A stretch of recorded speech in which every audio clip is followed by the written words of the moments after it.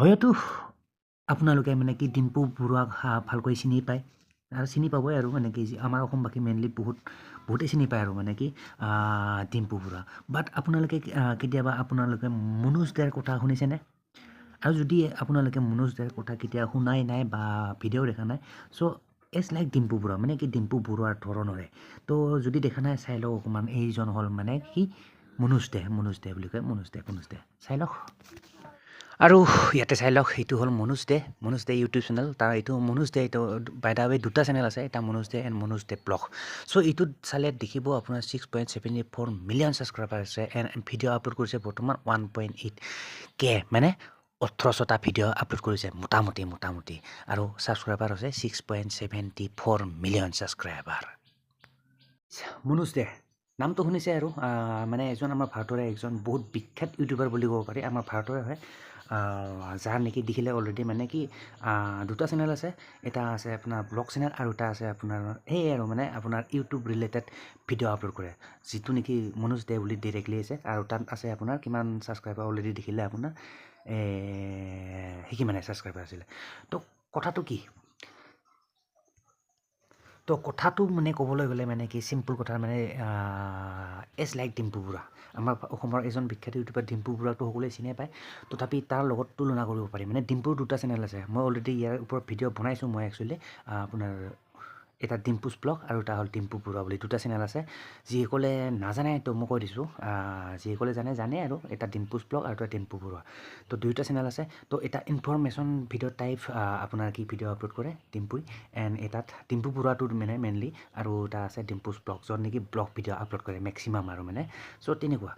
same আপোনাৰ ক'ব পাৰি এই ইটছ লাইক ডিম্পু বৰুৱা মানে ছেম ক'ব পাৰি ডিম্পু বৰুৱাৰ দৰে মানে কি মনোজ দে আপোনাৰ তাৰ আগৰ বহুত পুৰণা চেনেল বাৰু মনোজ দে চ' ছেম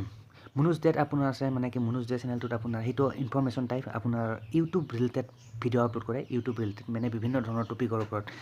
লাইক আপোনাৰ ক'ব পাৰি মানে কি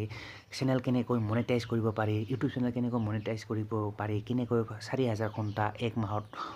কমপ্লিট কৰিব পাৰি এনেকুৱা মানে কপিৰাইট কি হয় what is community guideline strike এইবিলাক মানে বিভিন্ন ধৰণৰ ইউটিউব ৰিলেটেড টপিকৰ ওপৰত মানে ভিডিঅ' আপলোড কৰে আৰু তাত আছে আপোনাৰ মিলিয়ন কিমান 6 কিমান চামথিং মানে মিলিয়ন ছাবস্ক্ৰাইবাৰ আছে সেই চেনেলটোত মানে আপোনাৰ